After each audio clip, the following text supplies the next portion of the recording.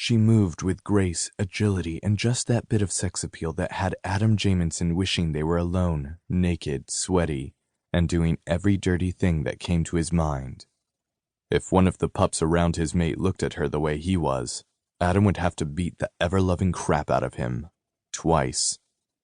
Bay Milton, no, Jamison now, and boy did he like the sound of that, planted her feet in the cool grass and fisted her hands at her hips. Her wild scarlet red hair blew in the wind in a disarray of curls that reminded Adam of how she looked when she rode him long through the night, her hair bouncing along with those full breasts of hers. He groaned and shifted his stance, careful not to wake a sleeping, snuggling Micah, who slept strapped into the harness on Adam's chest. Adam knew he must have looked like a completely different person from before, what with his son in a baby harness, the cane he hated using by his side, and his position on the sidelines, rather than in the thick of it. Things had changed. He had changed. At least, he knew he had. He wasn't sure the rest of the pack knew it yet.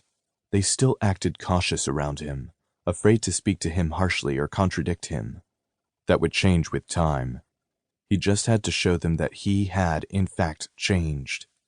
Okay, you guys, you're here because you're ready to find your positions in the pack. But you don't know how to efficiently control your wolf. Yet. Bay strode in front of the line of teens who had long since passed the age of their first change, but still lacked the control and discipline needed to be an enforcer in the Redwood pack. Not the enforcer. No, that was Adam's job. One-legged and all. His mate, and love of his life, Bay, had turned out to be one fine enforcer's mate, doing almost everything he had as the enforcer, and because of their bond, she felt the same threats to the pack that he did, just to a lesser extent. It was as if the goddess knew the Redwoods, and Adam, needed another to step in when Adam was healing. After all, having one's leg ripped off by a demon wasn't the easiest thing to get over, if one ever did.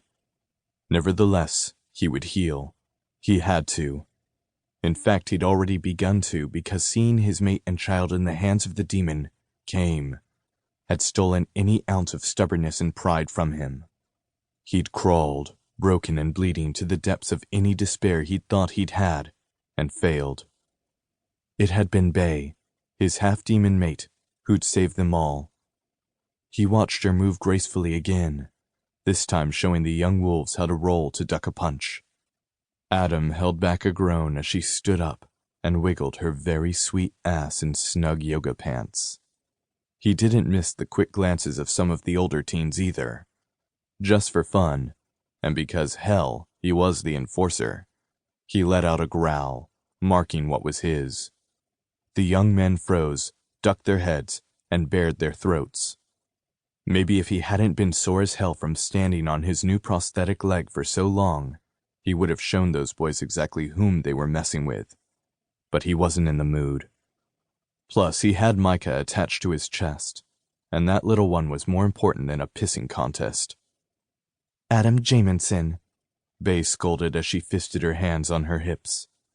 Adam smiled and watched her green eyes narrow and glow gold in annoyance. She was a feisty redhead, but his feisty redhead. "What's wrong, darling?" he said casually, a grin threatening to break out over his face, something that was sure to scare the pups. He heard a snicker or two from the pups who hadn't been watching his mate's ass, but they shut up quickly at her glare.